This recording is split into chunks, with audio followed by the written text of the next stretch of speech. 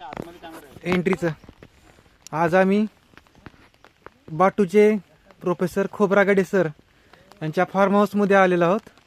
Mangaon Nizampur road या ठिकाणी. सोबत माझा स्टुडंट आणि मित्र आहे नयन जगदाळे. चला तर आपण आता आतमध्ये जाऊया.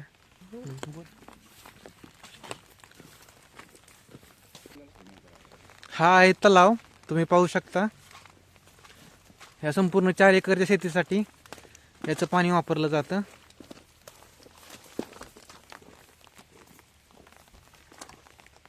Start sir. कोकणामध्ये माणगाव जवळ आपण हे एक फार्म हाऊस तयार केलेलं आहे.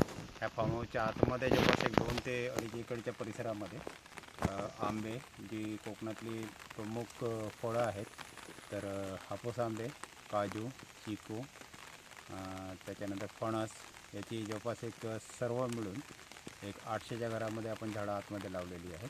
त्याच्यामध्ये 200-250च्या घरामध्ये हापूस आंबे आहेत, 200 ते 250च्या घरामध्ये काजू आहे, नंतर मग चिंच आहेत, जांभूळ आहे, फणस आहे, आवळा आहे, असे भरपूर आपण झाडं लावलेली आहेत. आणि आजूबाजूला साधारणतः 1000च्या घरामध्ये बांबू लावलेले आहेत. बाकीची गोरगरिबांची मुलं इथे शिकावेत म्हणून एक ओपन स्कूल पण इथं आतमध्ये हे केलेलं आहे. आणि इथे एक ट्रायबल कम्युनिटीचे लोक इथे हे सांभाळण्यासाठी म्हणून आहेत. आपण आतमध्ये गेल्याच्या नंतर तुम्हाला ते सर्व बघता येईल. तर गाईज, आता संजय सरांनी आपल्याला हे सगळी माहिती दिली आहे. आता आपण पुढे शूट करूया, बघूया. हे बांबूचं झाड आहे. इथं गेटला सगळे बांबू लावलेले आहेत 4 बाजूनी.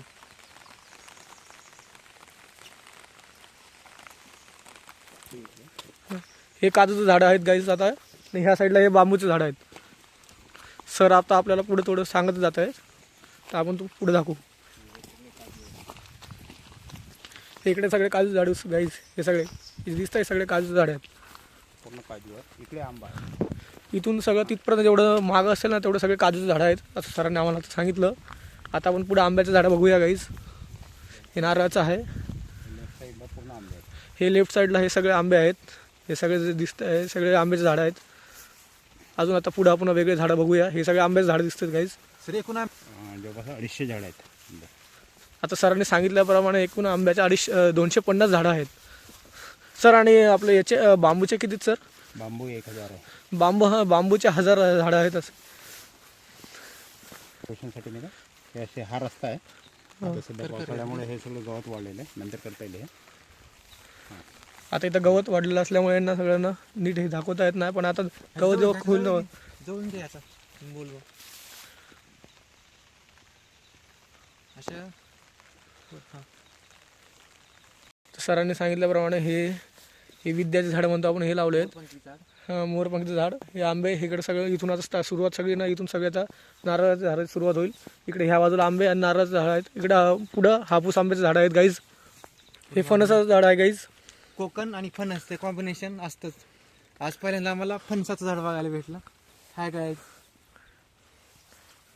गाईज इकडे सगळे आवळ्याचे झाड आहेत. आणि हे मोठं हे फणसाचं झाड एकदम खूप मोठंवालं. इकडे सगळे आवळ्याचे झाडं लावलेत. इकडे बाकीचं राहण्याचं वस्तू दिसते. हे चिकूचं झाड सर, हे चिकूचं झाड गाईज.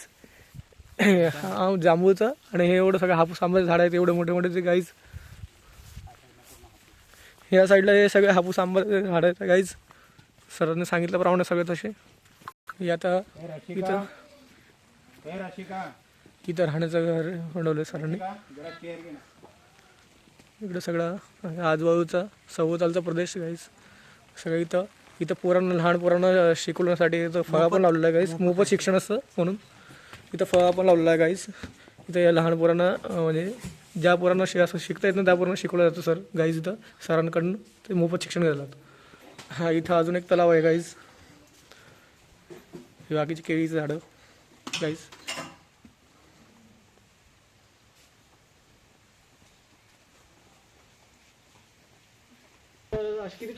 हे जे समोरचा हापूस आंब्याचं झाड आहे त्याने 2 वर्षामध्ये 1 लाख रुपयाचं उत्पन्न दिलेलं आहे.